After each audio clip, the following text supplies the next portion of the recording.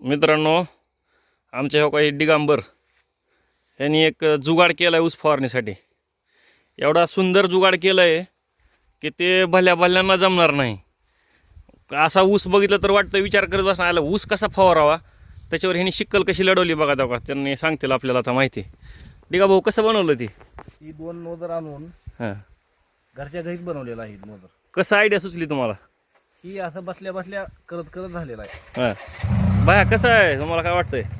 चांगल्या पद्धतीने जर माहिती द्यायची म्हणलं आपल्या प्रेक्षकांना, तर शेतकरी मित्रांना उपयोगी येण्यासारखी गोष्ट म्हणजे यांनी टेक्निकल जर लावले म्हणलं तर ही जी आहे ती मेन नळी आहे फवारीची.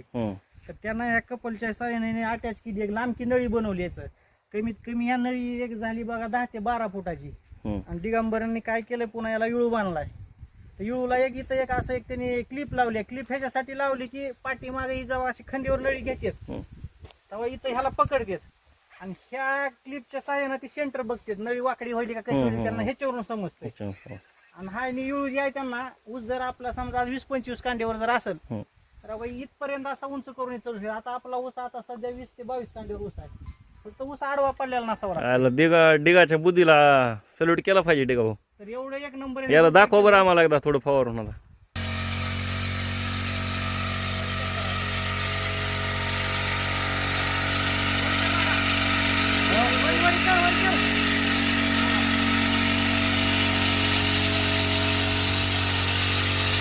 या पद्धतीनं पंचाला येतंय, पण आता व्हिडिओ करायचा म्हणून कडरी चढवली आपण त्याला मुद्दाम. नाहीतर मधून पण एक नंबर चलते. पाहिजे आज घ्यायच्यापेक्षा 5 फूट नोजल वरी जातो. 5 फूट वर जाते का? याच्यापेक्षा 5 फूट वरी जातो. फक्त त्यानं स्वतःच्या डोक्याने एवढं जुगाड बनवून द्यावं. खरं विचार करण्यासारखी गोष्ट आहे बरं काही. डिगा 8वी नापास माणूस आहे.